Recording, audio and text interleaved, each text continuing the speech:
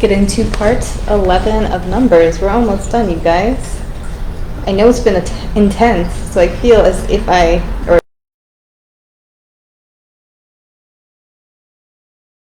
do the next book here, which I'm checking. It's Deuteronomy.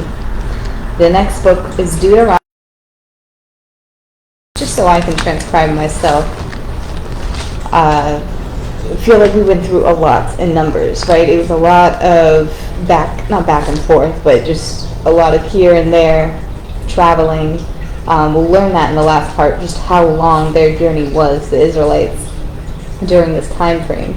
They went through a lot. I would say they went through a lot. There was a lot of pitfalls, and then there was a lot of good stories of overcoming. So it was very intense. Yes, especially to read through it, and even just talking about it is very intense. So let's go ahead and finish off here. We're second to last, part 11. Short little snippet here. We're starting out with 32 to give us some context. It says, the Reubenites, we have a friend here, the Reubenites and Gadites, who had very large herds and flocks, saw that the lands of Jazer and Gilead were suitable for livestock. If we have found favor in your eyes, they said, let this land be given to your servants as our possession. Do not make us cross the Jordan. So, we just spoke about this. The Quran gave us a little message about rebellion from the decree, right? The decree of the Lord. You know, the land across the Jordan, Canaan, the land of Canaan, those townships over there, that was the inheritance that they were supposed to acquire. But the Reubenites and the Gadites, they're seeing this other land, Gilead. They're like, this is great. This is perfect for our large amount of livestock. They did have, quite a bit of inheritance and things like that themselves, just already from the livestock. So they were like, oh, this is great. We'll stay here. You guys go on ahead. So Moses is upset. And of course, I would imagine the Lord is upset. Both of them are upset.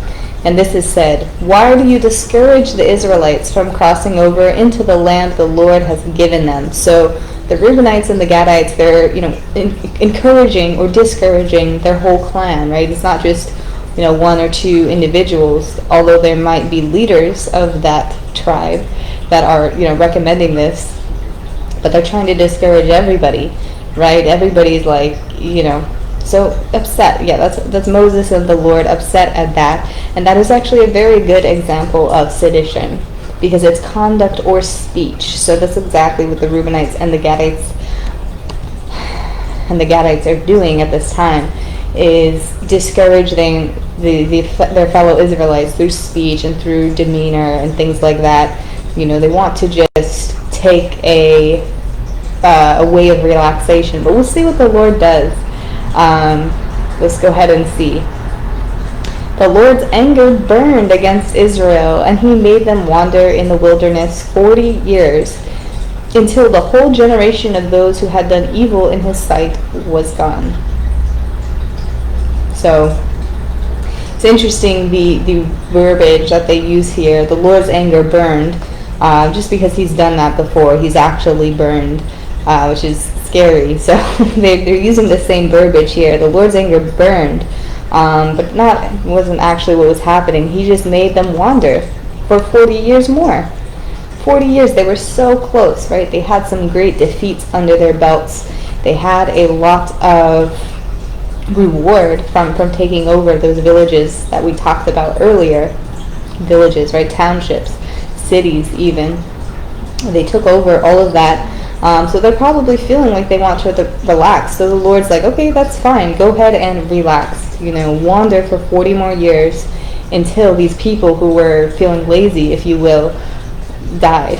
So it's upsetting, but it just, that's the way that it is. And that's just standing the test of time again, just waiting, right? Patience. That was their consequence for being discouraging.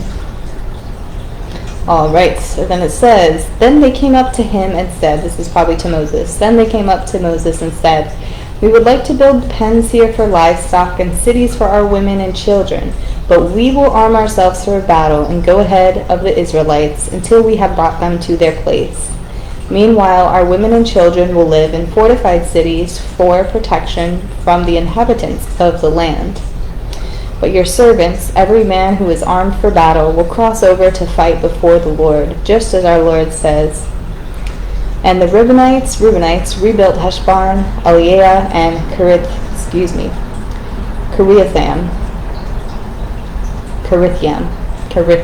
Okay, so this was the opportunity that came across them. Once the leaders who were discouraging everybody had died off, the younger generation said, we still want to remain for, our women and children. That will kind of be like their home base.